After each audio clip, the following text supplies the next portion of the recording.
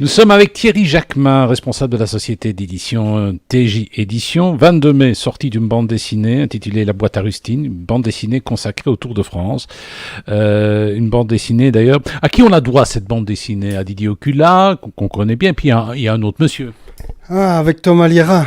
Tout d'abord, bonjour Eddy. Bonjour. Interview. Oui, effectivement. Donc, la boîte à rustine, la BD officielle du Tour de France.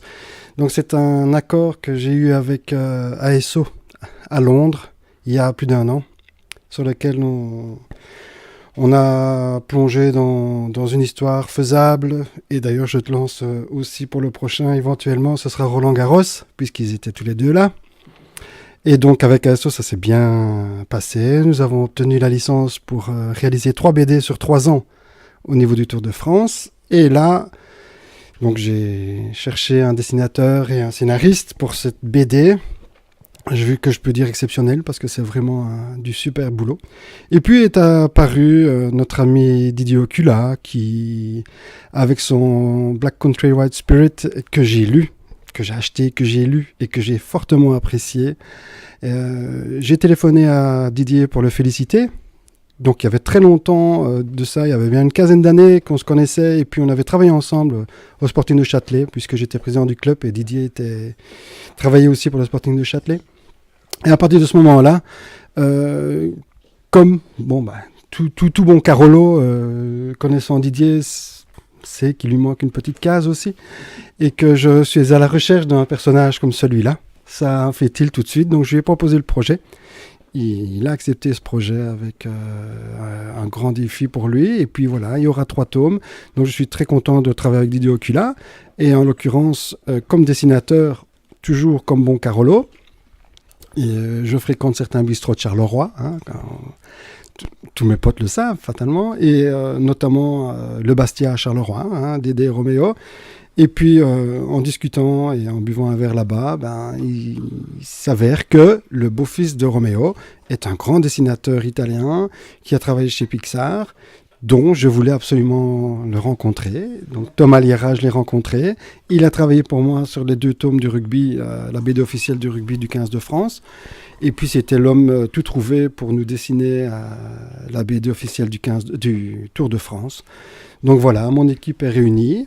Alors cela dit, c'est quand même un gros projet, parce que le Tour de France, c'est des milliers de spectateurs, ça va se retrouver dans de nombreux pays, finalement. Est-ce qu'il y a déjà des choses qui sont prévues au niveau marketing, utilisons le mot?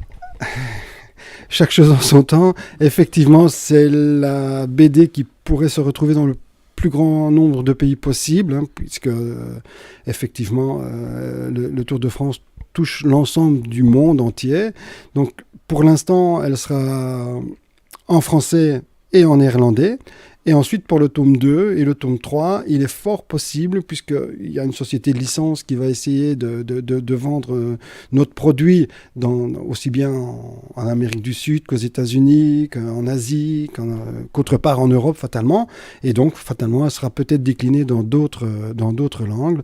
Mais c'est vrai qu'au niveau marketing, chaque chose en son temps. Ici, on est déjà une deadline très, très, très courte, puisqu'on a eu 4 mois pour façonner cette BD. Donc, 4 mois pour lire des milliers de pages, 4 mois pour dessiner 40 planches et 4 planches de croquis, et 4 mois pour faire 40 planches en couleur. Donc, au niveau du marketing, pour l'instant, on sera représenté partout en France, partout en Suisse, partout en Belgique, partout au Canada. C'est déjà pas mal. Donc maintenant, nous attendrons l'an prochain pour pouvoir placer la numéro 1 et la numéro 2 là où il le faut. Mais en attendant, nous serons dans la caravane du Tour de France et nous suivrons fatalement le Tour de France en essayant de vendre le plus de BD possible. J'ai envie de dire, comme d'habitude, avec TJ Édition, c'est Created at Charleroi, Sold in the World. Oui, effectivement, c'est 100% pur Carolo. Et je suis très fier d'être Carolo. Plus Didier, c'est un Carolo. Thomas est un Carolo d'adoption. Notre dessinateur, notre coloriste, une de nos coloristes est Carolo.